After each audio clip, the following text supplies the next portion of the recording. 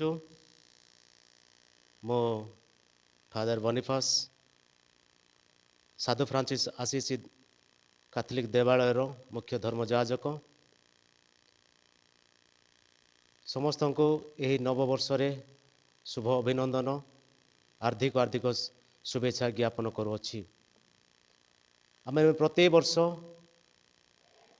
ଏହିଭଳି ଭାବରେ ଡିସେମ୍ବର 31 ତାରିଖରେ ପାଳନ କରିଥାଉ। ସେହି ସମୟରେ ଆମେ କ'ଣ କରିଥାଉ? ଏ ବିଗତ ବର୍ଷ ଯାହା କିଛି ଘଟିଥାଏ ଆମ ଜୀବନରେ ପ୍ରଭୁଙ୍କୁ ଆମେ ଧନ୍ୟବାଦ ଜ୍ଞାପନ କରିଥାଉ ଏବଂ ନୂତନ ବର୍ଷକୁ ସ୍ୱାଗତ କରିଥାଉ। ଆଉ ଏହା ବାରମ୍ବାର ଚାଲିଥାଏ ପ୍ରତିବର୍ଷ, କିନ୍ତୁ ଆମ ଜୀବନରେ ପରିବର୍ତ୍ତନ ଆସିନଥାଏ। କିନ୍ତୁ ଏହି 2026 ମସିହାକୁ ଆମେ ଯେତେବେଳେ ସ୍ୱାଗତ କରିବା, ଏହି ବର୍ଷ ଆମମାନଙ୍କ ପାଇଁ ଏକ ଆନନ୍ଦର ବର୍ଷ ହେଉ, ଖୁସିର ବର୍ଷ ହେଉ ଏବଂ ଶାନ୍ତିର ବର୍ଷ ହେଉ। ଆଉ ଆମେ ବାକ୍ୟରେ ପଢ଼ି ଶୁଣୁ, ସାଧୁ ପାଉଲ ରୋମିଓମାନଙ୍କ ନିକଟକୁ ଲେଖନ୍ତି 13 ଅଧ୍ୟାୟ 14 ବାକ୍ୟରେ, ପୁଟ୍ ଅନ୍ ଦ କ୍ରାଇଷ୍ଟ। ଏହାର ଅର୍ଥ ହେଲା ଖ୍ରୀଷ୍ଟଙ୍କୁ ପରିଧାନ କର।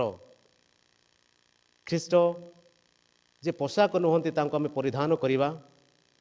ଏହାର ଅର୍ଥ ହେଲା ସାଧୁ ପାଉଲ କହନ୍ତି ଯେ ଖ୍ରୀଷ୍ଟଙ୍କ ଗୁଣରେ ଭୂଷିତ ହେବା।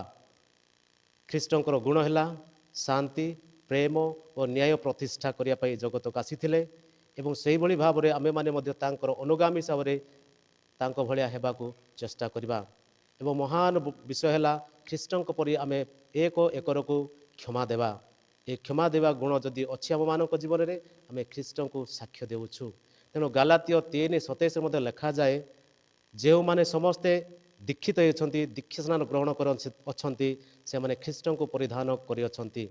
ଅତଏବ ମୋର ପ୍ରିୟ ଭାଇ ଓ ଭଉଣୀମାନେ, ବାରକ୍ଷମାର ପ୍ରିୟ ଭାଇ ଓ ଭଉଣୀମାନେ, ଆମେ ଖ୍ରୀଷ୍ଟଙ୍କୁ ପରିଧାନ କରିବା ଏବଂ ଏକରକୁ କ୍ଷମା ଦେବା ଏବଂ ଶାନ୍ତି, ପ୍ରେମ, ନ୍ୟାୟ ଗୁଣରେ ପରିପୂର୍ଣ୍ଣ ହେବା, ଯଦ୍ୱାରା ଆମମାନଙ୍କର ଏହି ନବବର୍ଷ ଏକ ଆନନ୍ଦ ଏବଂ ସୁଖମୟର ବର୍ଷ ହେବ।